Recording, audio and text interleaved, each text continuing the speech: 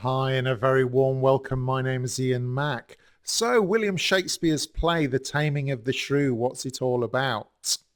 Over the next 8 minutes or so, I'm going to take you through the background story, what happens in each of the acts, the key characters, any interesting information, and I'll also include some infographics for you to reference along the way. So, if you're ready, let's get started. The Taming of the Shrew, a five-act play by William Shakespeare, written between 1590 and 1592, one of Shakespeare's earliest comedies and most probably performed in the early 1590s as well. It was certainly published in his first folio of 1623.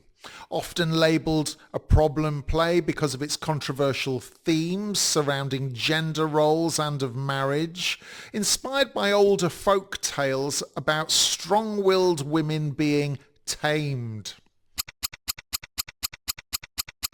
The general story is as follows. In Padua, Baptista Minola declares that his younger daughter Bianca cannot marry until her older sister Katharina, known for a sharp tongue, is wed. Many suitors desire Bianca, but none want Katharina. Until, of course, Petruchio, a bold adventurer, arrives seeking a wealthy bride. Petruchio marries Katharina despite her protests and then begins taming her through outrageous behaviour, denying her food, sleep and comfort until she submits to his will. Meanwhile, Bianca's suitors scheme with disguises and Lucentio secretly wins her hand. In the final banquet scene, Katharina shocks everyone by being the most obedient wife, lecturing others on wifely duty. Whether her transformation is genuine or ironic is left for the audience to judge. 8 key characters of note here. Katharina or Kate, the shrew, outspoken and sharp-tongued. Petruchio, bold, eccentric suitor. Bianca, Katharina's younger sister, gentle and obedient. Baptista Minola, father of Katharina and Bianca. Then we've got Lucentio, a young student who falls for Bianca. Tranio, Lucentio's clever servant, and Gremio and Hortensio, I'm sorry about my pronunciations, older suitors of Bianca. And finally, Christopher Sly, a drunken tinker or gypsy tricked into believing he's a lord. The story begins in Padua. A wealthy merchant, Baptista, has 2 daughters, gentle Bianca and sharp-tongued Katharina, the shrew. Baptista will not let Bianca marry until Katharina is wed.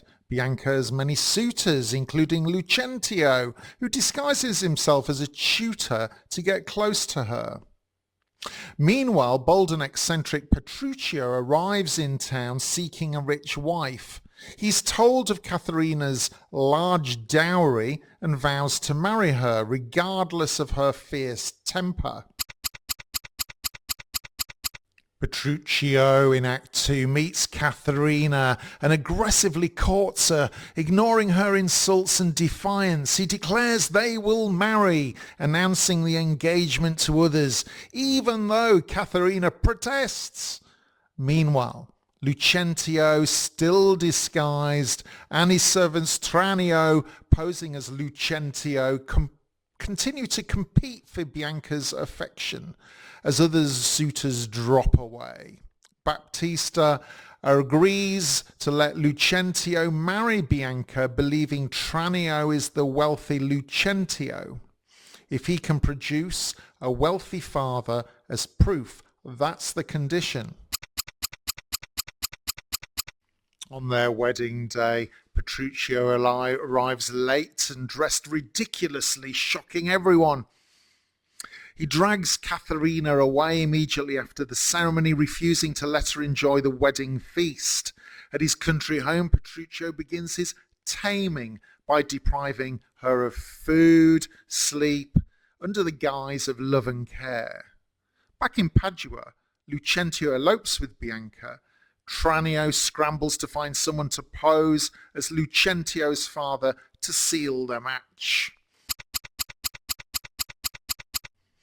In Act 4, Petruchio continues his bizarre psychological tricks to break Katharina's spirit, claiming things are what they are not, in other words, calling the sun the moon. It's called gaslighting today, and only relenting when she agrees. Meanwhile, Lucentio's real father arrives in Padua, exposing the impersonation. Confusion ensues, but Lucentio and Bianca's secret marriage is finally accepted. The subplot resolves, and all parties gather for a celebratory banquet. In the final Act 5, at the banquet, Petruchio tests the wife's obedience.